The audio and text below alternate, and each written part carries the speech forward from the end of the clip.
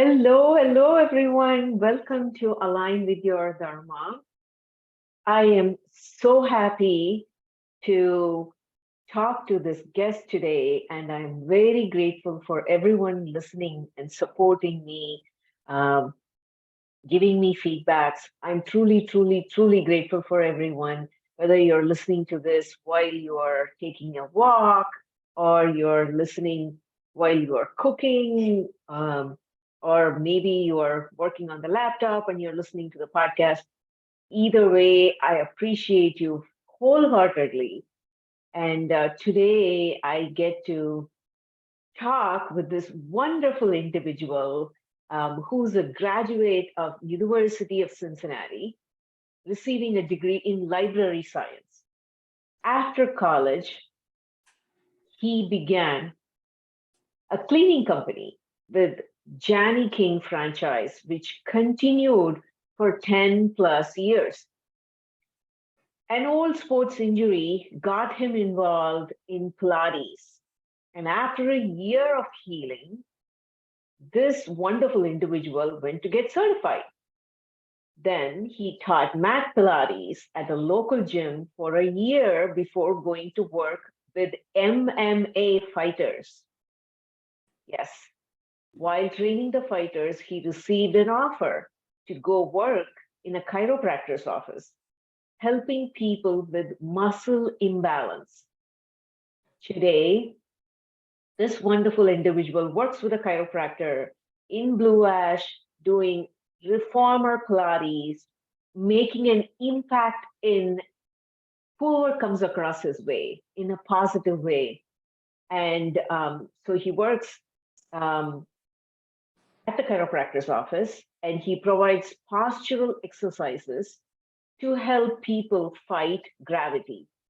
So his oldest client, listen to this, his oldest client is 85 years young, and his motto is, it is never too late to start a sensible exercise program to improve overall health. I welcome this wonderful individual, Omari Kittrell. Thank you so much, Omari. Thank you. Thank you for having me, Aruna. Thank you so much. I appreciate the invite, and thank you all to all the listeners. I hope you guys take a lot away from this. Aruna is amazing, and she's helping us to get the message of healing out. And I've had a lot of experience with her over the years with her ability to heal. And so I'm happy to share my perspective of healing. Thank you. Yes. So I want to ask you this first question. What I know how you started off, but I want to hear it from you.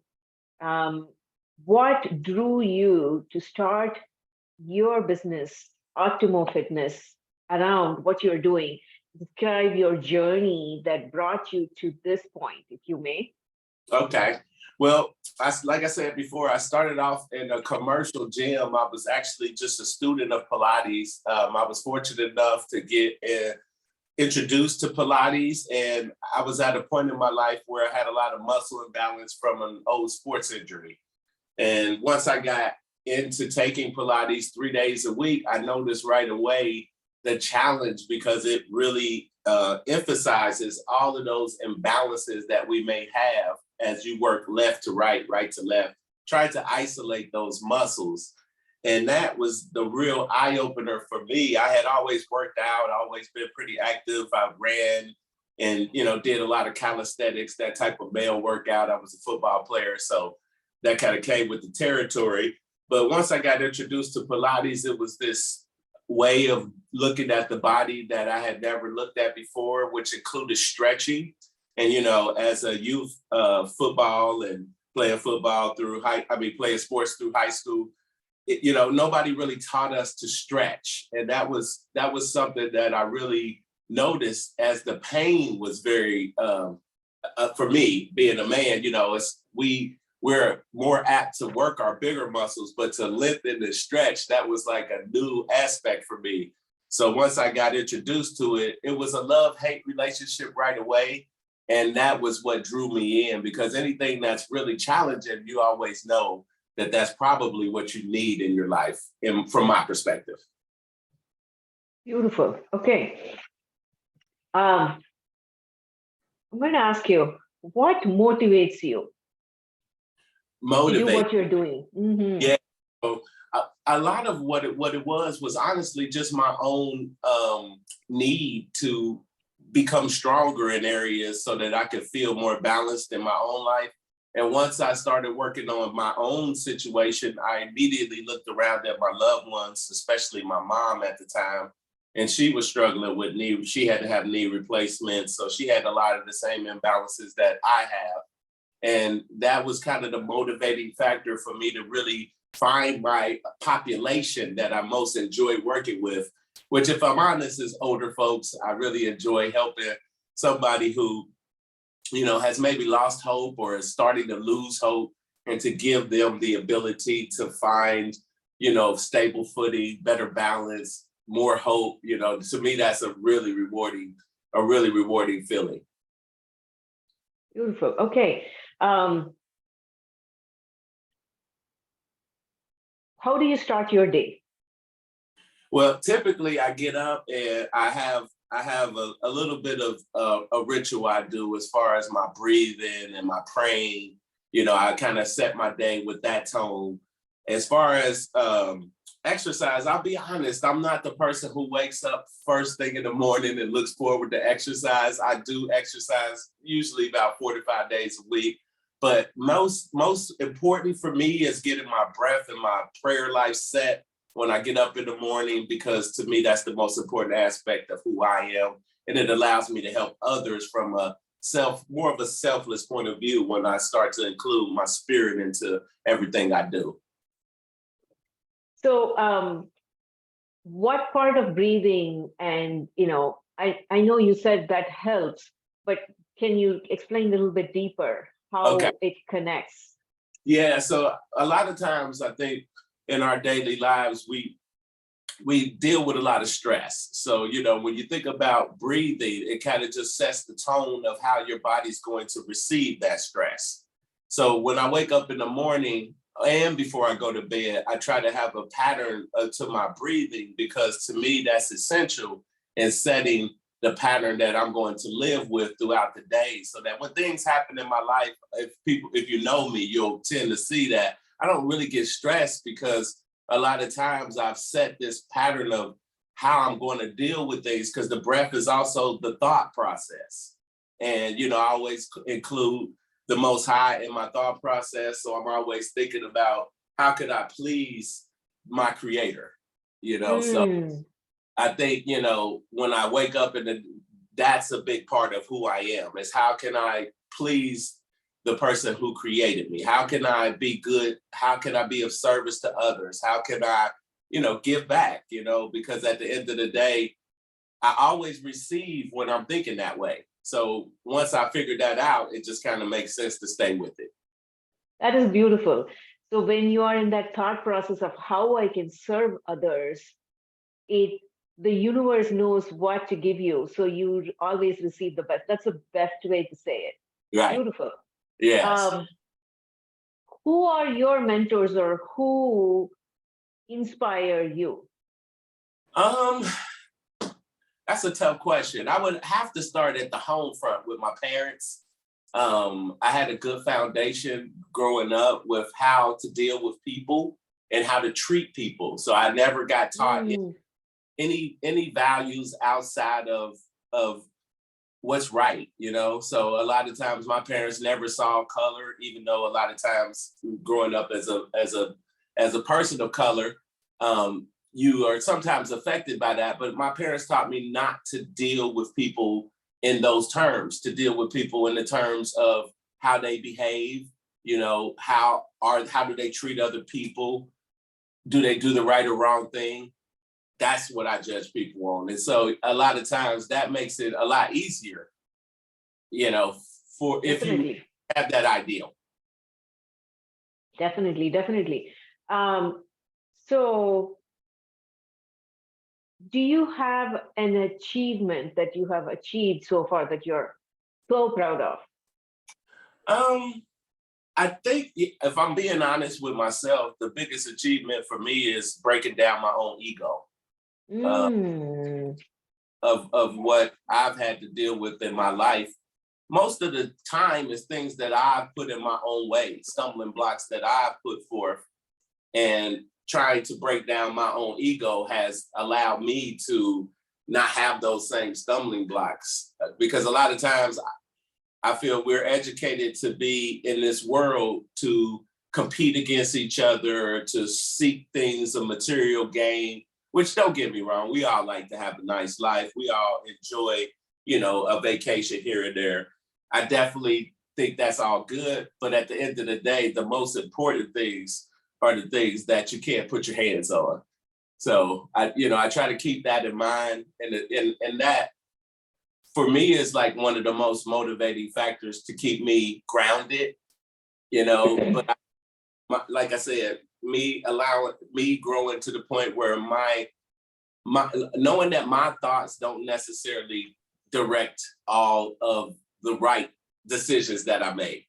So the more I tune into the laws of the universe, the laws of the books that I study, the more I get in tune with that, the more I'm able to be free of the things that sometimes I see hinder other people. How do you apply that when you said, not letting my ego take over? How do you apply that in the work setting where you are training individuals? Because it's easy. When somebody comes in and says, okay, Omari, my legs are hurting, this is hurting. And you are like, your ego might be like, okay, I need to work this, and this. Right. So how do you put that in perspective, like taking the ego out and combining the serving your clients? Yeah, I think the biggest part of that is the listening. As soon as somebody says something that I know something about, we all have a tendency to kind of go to what we already know, which is the information, the knowledge that we possess. But in continuing to listen to that individual, you may find that what you initially thought may not be the actual pinpoint to find to create the healing for that individual. So yes, it may be that they say that a knee is bothering them, but as I start to more, it's like, well, that knee issue could actually be coming from somewhere else. So let's think about it in those terms, especially when we've talked about the basic stretches. You've done the basic things that muscle feel better and it's still not feeling better. Then let's look outside of the box of just that area that we're having trouble with. And I think people that could apply a lot in our lives. It's like you're looking at a situation where it's a problem, but probably that's not the root of the problem. So if you keep an open mind and try to look and see where is the root of the problem, usually that'll be the answer that'll help free you. So can you give me an example? Like, say, just like you said, somebody comes in with knee issue and you let them talk. Can you give me an example that you have experienced? One thing that a lot of people experience is a lot of low back issues. So because of our posture and because of sitting a lot, over the years, I've learned that even though a person may come in with a problem at a specific point in their body, it's probably coming from a kinetic chain issue, which started at the neck. And so a lot of times I'm able to help people understand what they're dealing with, but in turn, we also want to get down to the root of the problem. So yes, your back is bothering you today, but your back is bothering you because at some point we got out of alignment at the neck. And so, we obviously don't try to make a person see that the first day. That might be week 3. That might be month 3. It's just about how willing that person is to accept the information.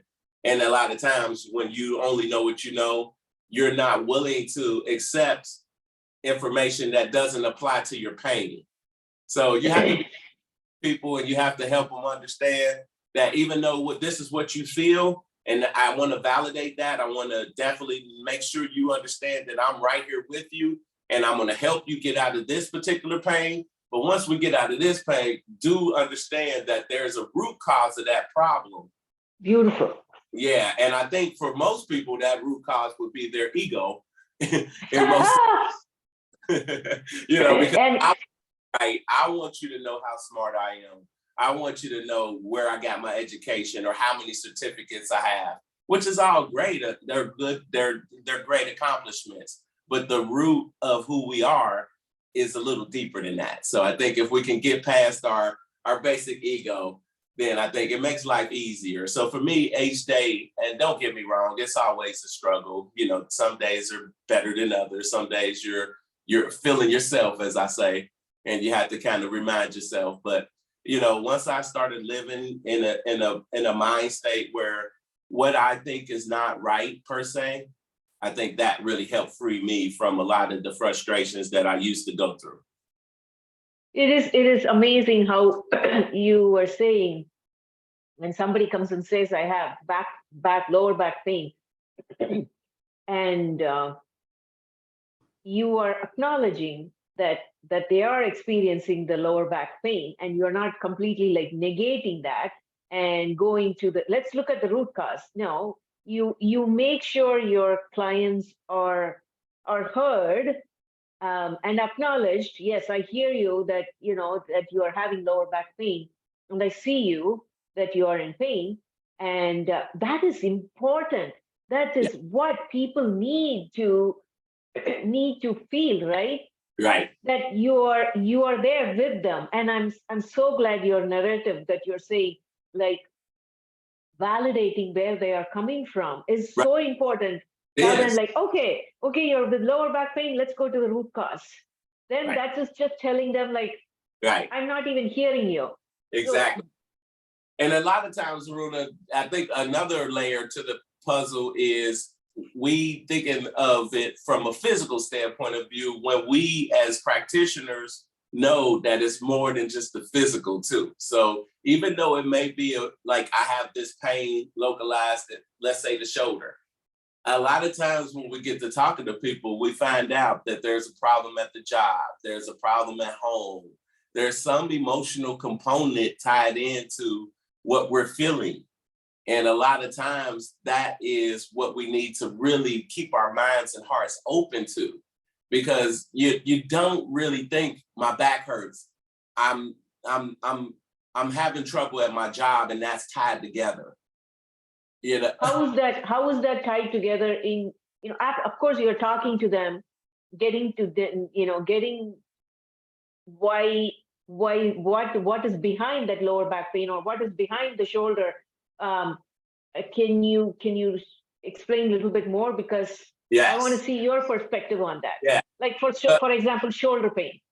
Okay, well, a lot of times I just feel that in our daily lives, we process information all day, every day, pretty much, unless we're sleeping. So at that point, it's certain things that we don't process so well. You know, whatever that may be. It may be a child telling you something happened to them at school, and then you take it, you internalize it, and then that settles somewhere in your body because you were already having some trouble. So for a lot of people, I just want to let them know that try to keep in mind that your emotional ties a lot into your physical. And I think that's the hardest part. You know, I can always get a person, me personally, because I'm pretty good at dealing with people, at getting people to see physical from here to here. But getting people to see physical to emotional is a real big bridge for a lot of people to cross. And it's also tough because I'm not necessarily certified to deal with a person from a psychological perspective, but I'm also a grounded spiritual person. So I can also see a lot of those things. And so it's that balancing act of trying to help somebody, but not overstep boundaries. Yes. Yeah. That is huge. Wow. Okay. So now I understand why you start off the day with your breath work and your form of meditation or praying. Yes. So you are grounding yourself to serve others from a perspective of like, okay, what is the universe trying to tell me to serve my clients rather than letting my ego guide Right. me. Okay, Yes. so now that makes sense. Um, I'm just trying to put it in perspective for the listeners to understand. Yes. So, so where if I am looking at somebody, if it is a shoulder issue, I understand why you're saying, there might be emotions connected to it. Like, if I am a person coming with the shoulder issue, then, if you're talking to me more and I'm like, hey, I'm having issues at work, I'm like, I have too much work or like something is going on at home front. Right. And I'm shouldering all that on and the responsibilities on my shoulder. Right. And then you are like, okay, now it makes sense as to why she is feeling it here, because she feels like a Hercules holding all those responsibilities on the shoulder. Right. It's indirectly connected, but unless we take the time to listen, like Hmm. actively listen and pay attention to the untold signs. Yeah. And that's you the know hard. yes, Yeah. and we have to be present first of all, Yeah. not like space out and look at it surface level. So Right. you have to be present as a practitioner, Yes. especially as a fitness trainer. So it's not just like, okay, give them exercise. Everybody can do that. Right. Everybody can do that. But I feel like what sets you apart is somebody comes to you saying like, okay, this is bothering me. Instead of just giving the exercise, you take the time to know what is bothering them outside of your fitness studio. Right. So whether it is work front, whether it is home front, or something that happened, a few years ago that Right. is still there ruminating. So unless you take the time to ask them few questions, not many fitness trainers might ask. Right. Uh, and yeah, it is important, and that validates the client as well, that you Right. are truly taking your time to understand them, to Right. serve them better at the highest level possible, That's right. And right? that's important for other trainers as well. If you just take that little bit of time to form that connection, even if it's a person you won't be working with long term, a lot, Mm, that's all it takes for that person to really open up towards healing. Maybe you won't be the person to help them get over the hump, but just opening the door a lot of times for people is what it takes. Because no, most people don't just say get it overnight and boom, it's done. It's a process. yes. It's like for me, I had an issue that I'm dealing with my neck, and I know exactly what to do. And it took me 2 years to go ahead and actually do it. So a lot of times we deal and life happens. You have situations that are coming up constantly. So you have to give yourself grace, and then you just have to be patient with yourself and follow through. Because at the end of the day, when you do something about it, your emotional state will feel better, because a lot of times when you're not dealing with your physical, your emotional is starting to build up, because that Yes. doubt there. Once you don't feel good, there's a level of doubt. And once that doubt starts to creep into everything, then it's really tough to heal, because now you even doubt that you can. Yes, that is so true. And you hold the space so well. And, for the listeners, just before I got to talk to Omar, I had some issues with updating my software. And I was like, oh my goodness, this is happening. And you beautifully held the space for me. And I so appreciate it. And Yeah. you were like, I was like, where do I go to update the software? And you were like, maybe go here and check it out. And thank you for holding the space. Oh, And that, I see that. yeah, that's what we have to do for each other. We have to give each other a little bit of grace, because Yeah. no perfect. No, like even though we schedule something at XYZ, If that person walks in 5 minutes late because of traffic, I don't need to have an attitude, because that's not going to allow them to heal. They already feel about the situation. So if we could give each other grace, and don't get me wrong, guys, I'm working on it myself in traffic. When you cut me off, I'm still yelling at, I still need that grace. So if you could pray for me as well, I would appreciate it. But yeah, we have to have that for each other. I think moving forward, the way the world's headed, if we have more grace for each other, we could coexist, Be kind to yourself and towards others. That's right.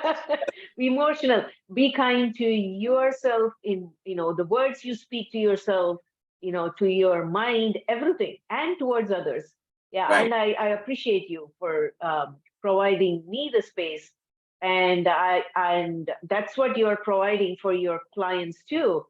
Providing the space for them to heal without the judgment.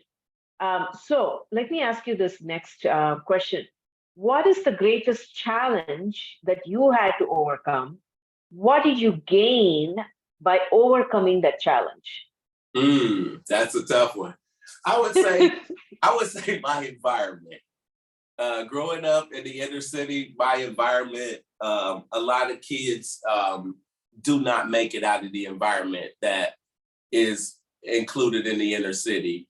So I think the challenge was growing up in an environment with people who are in pain, and emotionally, who necessarily don't have all the means that they need. Whatever it may be, it's an environment where it's not a lot of peace. And so if you're in that type of environment, the thing I would say is keep having faith, and try to walk a straight line as much as you can. You see the people who may look like they won't succeed. And sometimes hopefully they can turn a page. But the main thing is to try to avoid situations and people who look like they won't succeed. I mean, it's not rocket science. There's a lot of pitfalls when you grow up in an environment like that. But I mean, once you get it down and you understand that you can be strong and stand on your own 2 feet, overcoming that situation, because I can remember growing up thinking, when am I going to be in a situation where I don't have to fight, or I don't have to be around people who want to hurt each other? But you get there if you give yourself time, and if you give yourself a chance to get educated. Because once you get an education, you can kind of start to see a lot more of what you want, as opposed to by what others want for you. Say that again. Oh, wow. That is so huge.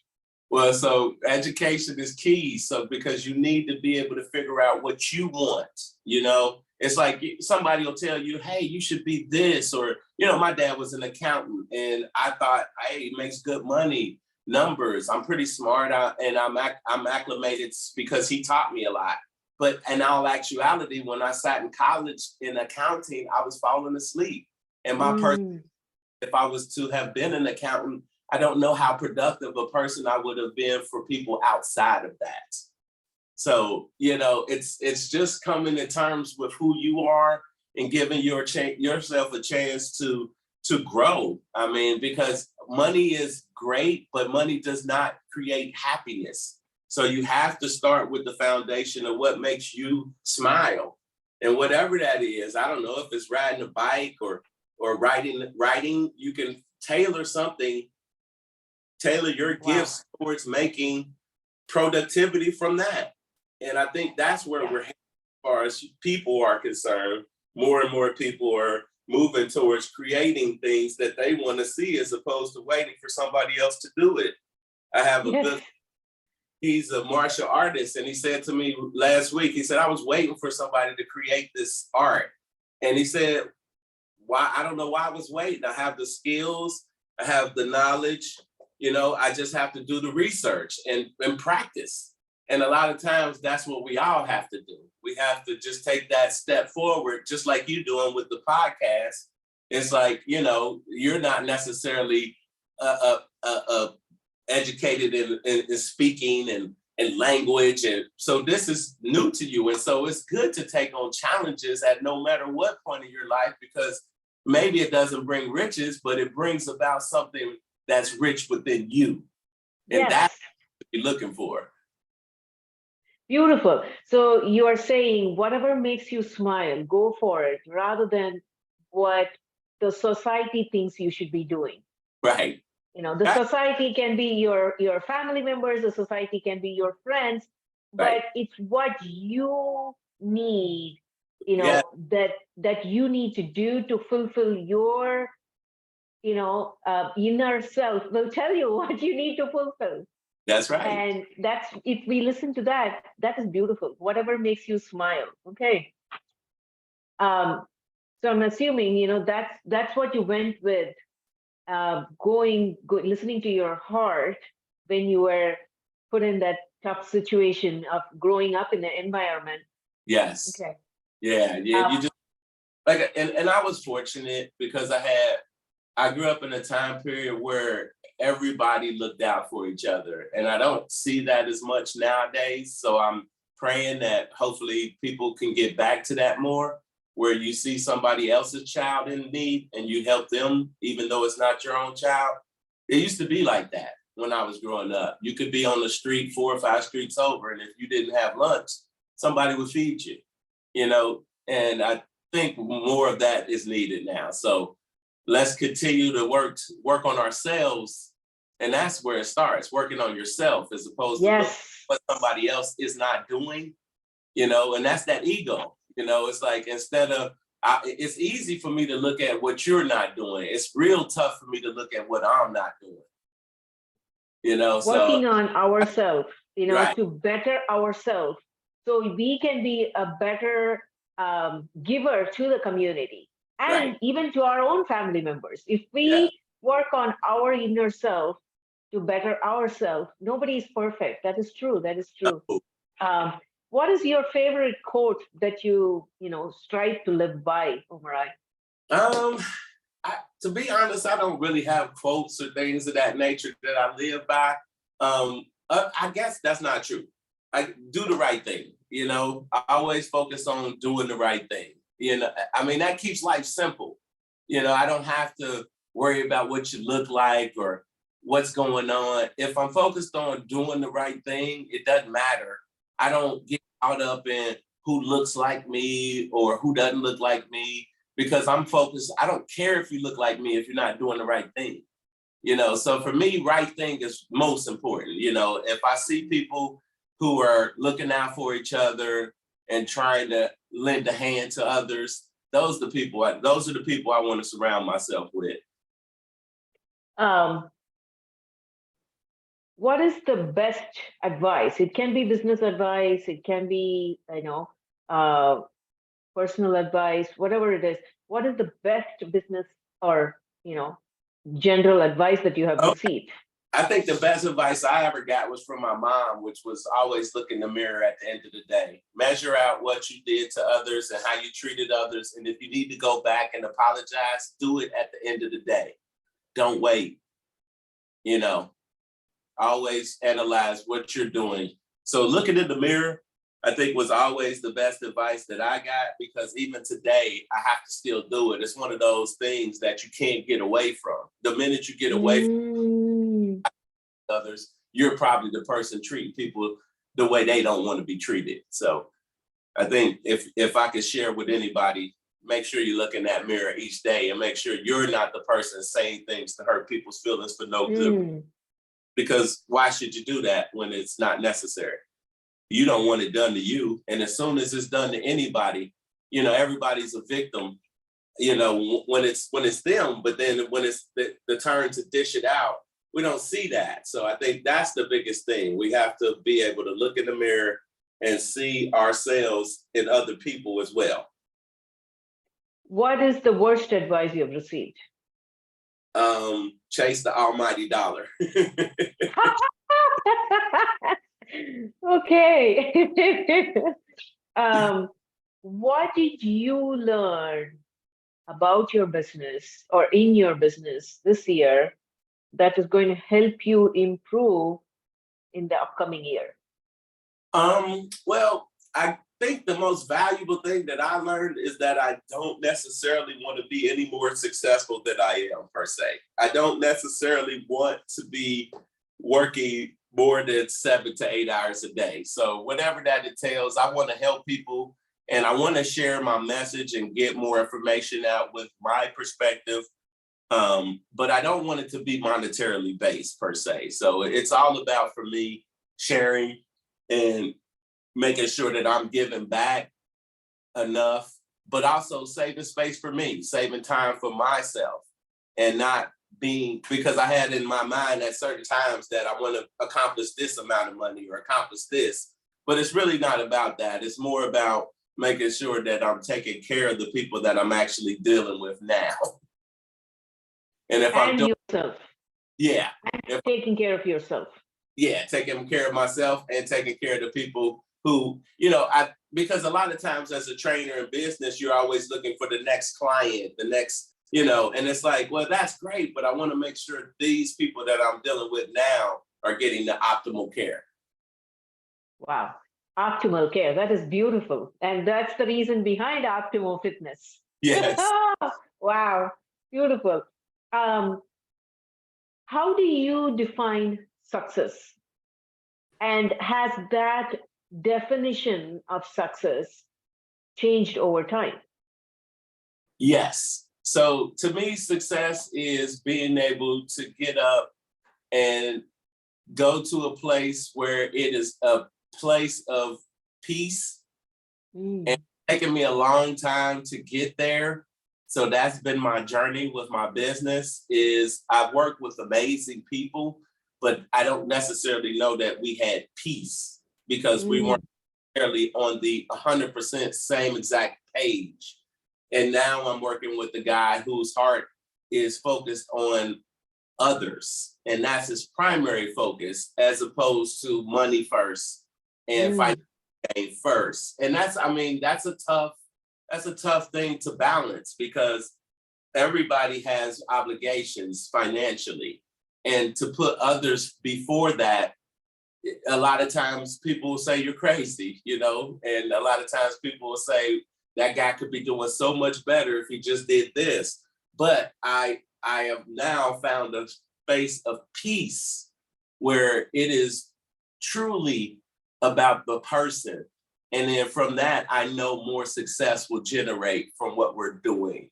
And for me, that's been the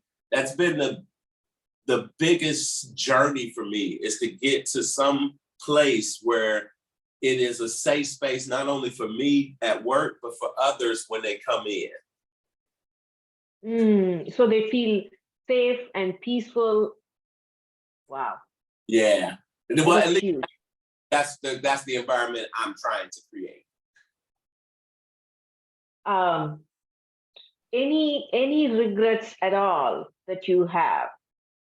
Regrets. Yeah, I guess regrets would be that I'm not as ambitious, where I still have some things that I need to fulfill and get out to the public. Basic information that's probably already out there, but the perspective that I approach it with might be nice.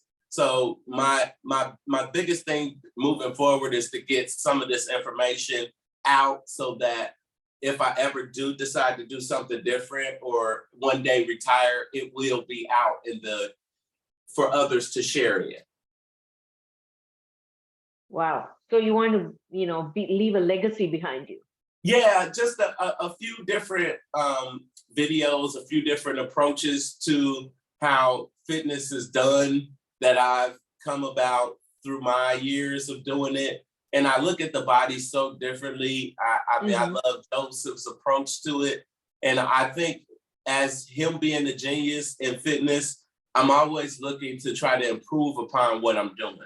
So each day, that's my goal. Is can I create a program that's simple enough to do in 10 minutes and effective enough to keep somebody gaining benefit? Wow. Okay.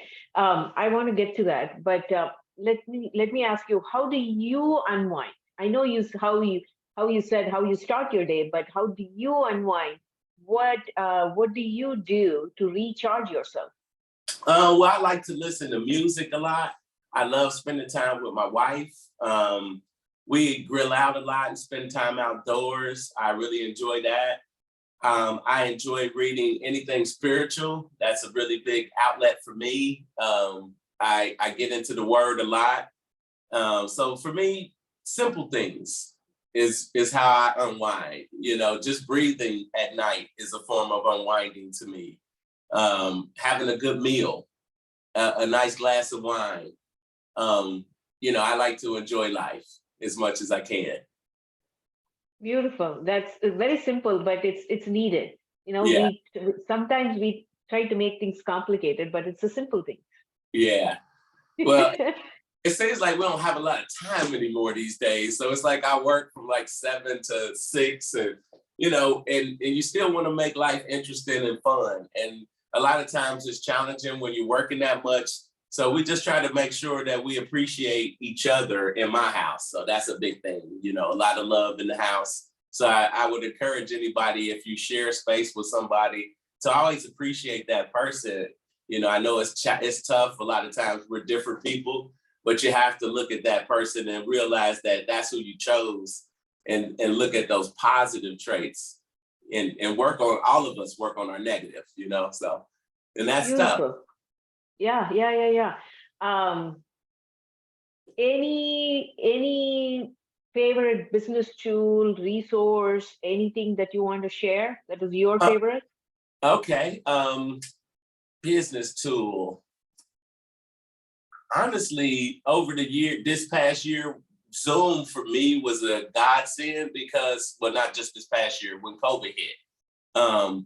So if you're a trainer and you haven't gotten introduced to doing things virtually, that tool to me has made my life so much easier. Whereas even this winter, when things get bad and you may have missed out on clients, you can keep people healthy just by going online. You may not be able to do all of the things, but it'll also force your hand as a trainer to become a little more versatile, because you should be able to spend 60 minutes with any client, no matter what situation, and give them fitness without machines that will benefit their body. And if you can do that, when you get back to what you normally do, it will just enhance that. So that tool, I guess, virtual tool would be the biggest one that I've gained over the past couple of years. Um, I do want to ask you if you have any quick things or exercises or stretches that Yeah. you would suggest that people can do. You can pick whichever one you want, and then Okay. that people would benefit from it. Yes. Well, I will say two things. And one's very simple, the other one's a little more complicated. So let's start with the simple. The simple is just getting your body up against the wall, your heel, Mm. your butt, your shoulder blades, your head. And if you can get the back of your hand, your pinky, your thumb, and your wrist to contact the wall at your waist, and slowly move your hands up to shoulder height and coming down with control, keeping all of those things in contact, pinky, wrist, and thumb, and going as high as you can once you get to 5 to see how much range of motion you have, is one of the best exercises you can do, because what we're fighting is gravity. So a lot Mm. of times we're forward because we're on the phone or the computer all day, and we have a tendency nowadays to have a forward head posture. If you could set your head on the wall and reset your system at the beginning of the Mm. day, that would be one of the most important things and a quick thing that you could do. Now, number two is a little more complicated, but it's not so complicated that we can't grasp it in just a couple of minutes. So from a seated position, Pilates engages the pelvic floor. And a lot of Mm. the women will know Kegel. So Kegel for you ladies will help you get a jump start. So only thing with Kegel is they don't teach you guys to not squeeze the glute muscles. So your butt muscles, you want to make sure we'll keep them soft. So we're going Mm. to want to breathe into the belly button You float the breath into the back and sides of your rib cage. You want to try to engage your urinary tract just by clenching it 1 or 2 times. And you should feel your sit bones because we're sitting on them just with a little bit of engagement towards the midline. Once again, let's breathe into the belly, float the breath into the back and sides of the ribs, and let's clench the sphincter lightly, 1, 2. And same thing, you should feel the midline of the sit bones activating. Now we'll breathe into the belly 1 more time, floating the breath into the back and sides. Let's take the urinary tract and the sphincter together and grab them, 1, 2, and then release. That was your pelvic floor, guys. Your sit bones you're sitting on, your urinary tract, and your sphincter. And if you can engage those, I usually recommend to go to 7 without letting your belly button pop out. So that would be the belly, float the breath to the back and sides. As I exhale, I keep the belly from popping, so I squeeze those muscles. Now, even when I exhale, when I go to inhale, I never let the belly release and breathe back into it. Once you get to 7, that will be real core activation. And if you do that 3 to 5 times a day, you will definitely start to benefit your body. So real simple tips that you can do anywhere that can help reset your posture. And posture is number 1. Once the posture starts to go, everything else goes. You already said what is coming up next for you, that you want to create some videos. Any other questions that I did not ask that you wish that I had asked? Yeah, one thing I would like to express before we wrap up is that a lot of times people don't realize that the alignment of your spine is playing a pivotal role in most of your functions. And nobody really talks about that aspect because there's not really a lot of money to be made in the medical industry when you're out of alignment. They don't really know what to do with you. If your head forward, there's not much your medical doctor can do. And that's where a chiropractor actually comes into play because they have machines and tools that they use to help you get back in alignment. So I know a lot of people are leery of chiropractors, but if you have a disc issue, the chiropractor is the person you want to see first. And then if it's a good chiropractor and they've given you the treatments and you don't get better, then you want to go see your medical doctor who may need to do surgery next. But just like anything in life, you always want to exhaust all your options. So I started doing neck decompression and immediately my bowels started to move better.